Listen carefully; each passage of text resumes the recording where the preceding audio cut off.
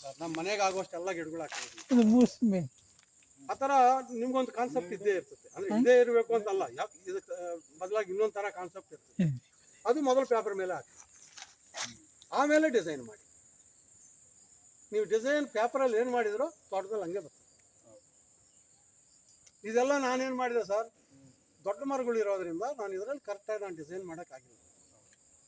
ನಂದು ಇನ್ನೊಂದು ತೋಟ ಇದೆ, ಈ ಮೊನ್ನೆ ನಾನು ಸೇಲ್ ಮಾಡಿದೆ, ಈ ಇವರೇ ಮಾರ್ಸಿದ್ರು. ಅದರಲ್ಲಿ ನನ್ನ ಡಿಸೈನ್ ಹಾಕೊಂಡಿದ್ದೀನಿ ನಾನು. ಇವತ್ತು ಹೋಗಿದ್ರೆ ನಿಮಗೆಲ್ಲ ಗಿಡಗಳು ಫಸ್ಟ್ ಕ್ಲಾಸಾಗಿ ಕಾಣ್ತವೆ. ಒಂದರಿಂದ ಒಂದಕ್ಕೆ ಸಂಪರ್ಕ ಇರ್ತದೆ. ತೆಂಗು ಮಧ್ಯದಲ್ಲಿ ಬಟರ್ ಫ್ರೂಟ್, ಆ ತೆಂಗುಗೆ ಪ್ಯಾರಲಲ್ ಆಗಿ ಕೋಕೋ ಹಾಕಿದ್ದೀನಿ.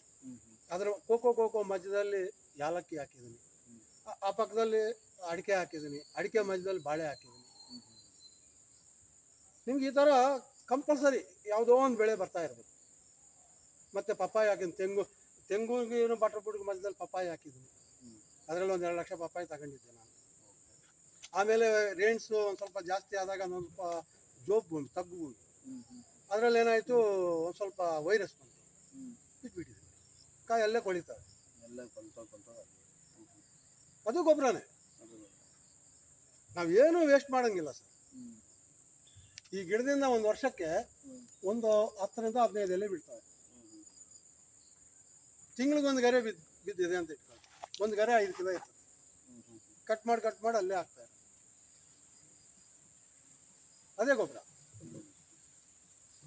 ಅರೆ ನಿಮಗೆ ಸೈನ್ಸ್ ಬಿಕ್ಕಾಗಿ ನಾನು ಹೇಳೋದು ಬೇಕಾಗಿಲ್ಲ, ಯಾಕಂದರೆ ನೀವು ಓದಿರೋದೇ ಅದು. ನಾವು ವ್ಯವಸಾಯದ ಪದ್ಧತಿಯಲ್ಲಿ ನಾವು ಮಾಡ್ತಾ ಇರೋ ಪದ್ಧತಿ ಇದು.